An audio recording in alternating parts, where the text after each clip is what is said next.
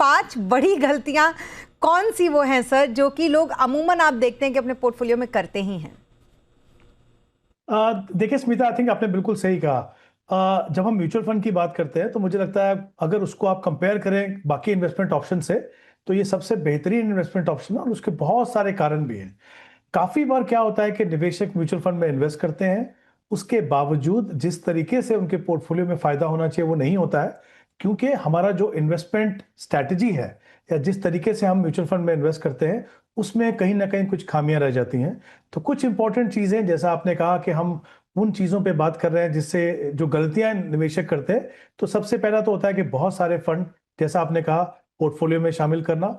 दूसरा, जो ट्रेंड है उसको वो फॉलो करते हैं ताकि उनको लगे कि भाई बहुत अच्छा रिटर्न मिले। उसके बाद डाइवर्सिफिकेशन ठीक से नहीं होता है, या फिर अंडर परफॉर्मिंग फंड को बहुत समय तक रखते हैं, और या फिर जो पोर्टफोलियो रिव्यू है वो नहीं होता है। तो सबसे पहले आएगा बहुत सारे फंड अपने पोर्टफोलियो में रखना एक बहुत बड़ी गलती है।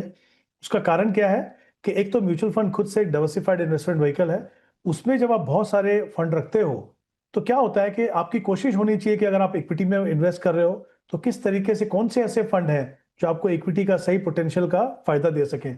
जब आप बहुत सारे फंड रखते हो तो क्या होगा, आपके पोर्टफोलियो में अच्छे फंड्स भी होंगे, लेकिन अच्छे फंड होने के बावजूद आपको फायदा नहीं होगा, क्योंकि आपकी जो एलोकेशन है वो कम है, क्योंकि आपने बहुत सारे फंड अपने पास रख दिए। तो एक अच्छे फंड में होते हुए भी आपको उसका फायदा नहीं होगा। दूसरी बात, जब आप बहुत सारे फंड रखते हो तो आप उसको मॉनिटर नहीं कर पाते हो।